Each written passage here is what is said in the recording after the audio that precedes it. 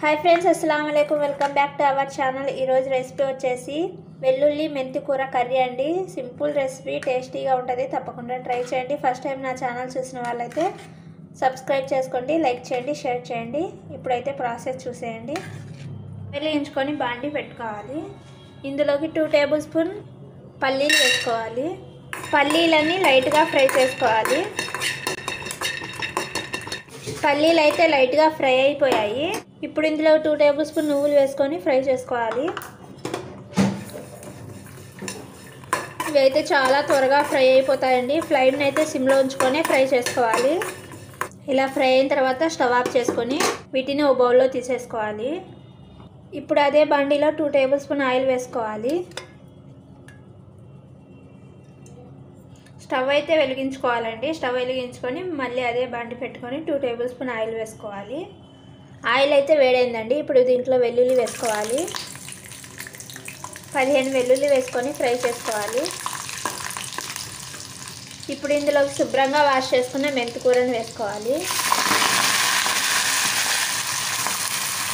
ఫ్లేమ్ని హైలో పెట్టుకొని మెంతి కూరని ఫ్రై చేసుకోవాలి। జాగ్రత్తగా ఫ్రై చేసుకోండి, ఆకు కదా ఆయిల్లో వేసి ఫ్రై చేసేటప్పుడు చింది పైన పడుతూ ఉంటుంది। మెంతి కూర అయితే ఫ్రై అయిపోయిందండి। ఇప్పుడు ఈ మెంతి కూరని ఒక ప్లేట్లో తీసేసుకుందాం। ఇప్పుడు ఇదే బండిలోకి మరో 2 టేబుల్ స్పూన్ ఆయిల్ వేసుకోవాలి। ఆయిల్ అయితే వేడైంది। ఇప్పుడు ఇందులో పోపు గింజలు వేసుకోవాలి। ఇప్పుడు ఇందులో పొడుగ్గా కట్ చేసుకున్న పచ్చిమిర్చి, కరివేపాకు వేసుకోవాలి। సన్నగా కట్ చేసుకున్న ఒక ఆనియన్ వేసుకోవాలి। సాఫ్ట్గా అయ్యేంత వరకు ఫ్రై చేసుకోవాలి। ఇప్పుడు మిక్సీ జార్ తీసుకొని ఫ్రై చేసుకున్న పల్లీలు, నువ్వులు వేసుకోవాలి। ఇందులో 2 టేబుల్ స్పూన్ శనగపిండి వేసుకోవాలి। కొంచెం వాటర్ వేసుకొని మెత్తగా గ్రైండ్ చేసుకోవాలి। ఇలా మెత్తగా గ్రైండ్ చేసుకొని పక్కన పెట్టేసుకోవాలి। ఆనియన్స్ అయితే సాఫ్ట్గా అయిపోయాయండి।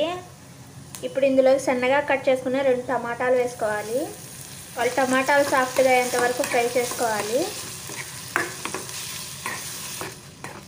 టేస్ట్ తగ్గట్టు సాల్ట్ వేసుకోవాలి। 1/2 టేబుల్ స్పూన్ పసుపు, స్పైసీ తగ్గట్టు కారాన్ని వేసుకోవాలి।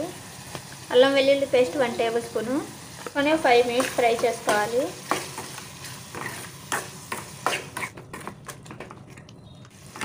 టమాటాలు అయితే సాఫ్ట్గా అయిపోయాయండి। ఇప్పుడు ఇందులోకి గ్రైండ్ చేసుకున్న మసాలా పేస్ట్ని వేసుకోవాలి।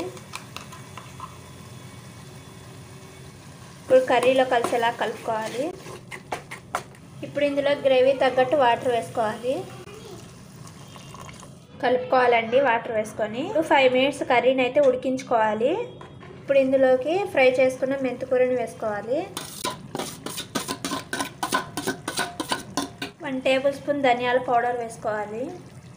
ఇప్పుడు ఈ మెంతి కూరని కర్రీలో కలిసేలా కలుపుకోవాలి। ఈ మసాలా పేస్ట్ వేసిన తర్వాత ఫ్లేమ్ని సిమ్లో ఉంచుకొని కర్రీని ఉడికించుకోవాలండి, లేకపోతే కింద మాడిపోయింది।